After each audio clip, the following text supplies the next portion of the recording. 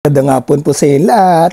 May nag-message po sa akin ngayon lang na nagtatanong sa akin na yung guyabano leaves daw po ba pag araw-araw iinumin ay nagpapa-low blood? O ito po itutugon ko po sa nagtanong.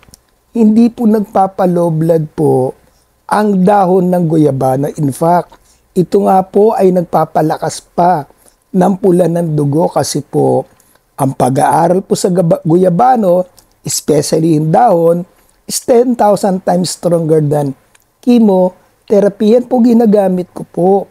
Pero kung iyan lang ang ginagamit mo at di mo i-incorporate na mga nutritional therapy, baka ma-low blood ka nga. Kaya nga po lagi ko binabanggit, dapat balanse. Ako nagtetake ako araw-araw ng guyabano. In fact, iyan na rin po yung parang tubig ko na rin po eh. May guyabano tea ako at guyabano leaves na pinapakuluan. Pero bakit di naman naglo-low blood ang dugo ko? Kasi po, kumakain ako ng mga pagkain na kailangan po ng aking katawan. Ano po yan? Nagpapataas po ng hemoglobin. Red meat. Yan po talaga. Ano pa po? Itlog. Ang itlog nga po, superfood na po ang itlog eh. Ano pa po? Yung mga gulay. Especially malunggay. May malunggay tea pa nga po ako eh. At yung talbos ng kamote. Yan po, dapat balanse po. Pero talagang more on beef po talaga ako na kinakain ko po lagi. Kasi po, yan po talaga ang nakatulong sa akin bilang cancer patient para tumaas ang hemoglobin at hindi bumagsak ang pula ng dugo. Kaya wag po kayong maniniwala na ito ay nagpapa-low blood. Pwede kung hindi tama ang kinakain mo.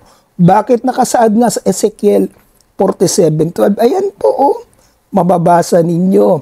Naggamot naman ang mga dahon. Dahon ng guyabano po yan. Panginoong Diyos na po nagsabi. Kaya nga po, ako po bilang cancer patient as naturopathic doctor, talagang advocacy kaya ko po ang mga organiko na tinetake ko po. Puro organic po yan.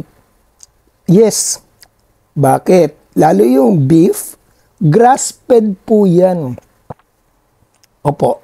Kaya po talagang iyan po ang lagi ko pong kinakain. Sa akin po, wag po kayong matakot kumain ng karne, ng itlog, ng manok. May iba natatakot talagang kumain. Pero ako po, ginagalang ko naman ang desisyon ninyo eh. Kasi po napapakinggan nyo sa ibang doktor yan. Pero ang tanong ko po, yung doktor bang pinakinggan ninyo? Cancer patient po ba yan? Katulad ko na stage 4 cancer na dito umiigi sa nutritional therapy na ginagawa ko po. It's up to you.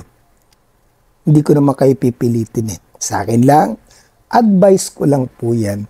Dahil experience ko, na patuloy ako lumalakas na 2 years ago, tinaningan po ako ng 3 months to live. Pero ngayon, 2 taon na po, buhay na buhay, hindi po ako nagpa-chemotherapy at nagpa-radiation.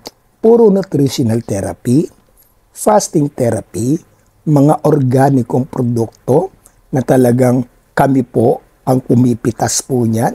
Ito sa Cavite po yan. At ang maganda po mga malunggay, guyabano at yung mga powderized na turmeric, mga ginger. Yan po talaga po ang aking ginagamit po. Araw-araw. Kasi po, yan pipigil po ang paglagana po ng cancer sa ating katawan. Kayang pigilan ng cancer. Kaya labanan ng cancer. Basta't may alam ka, lamang ka. Doc Roger Tapacio, sharing good vibes and good life.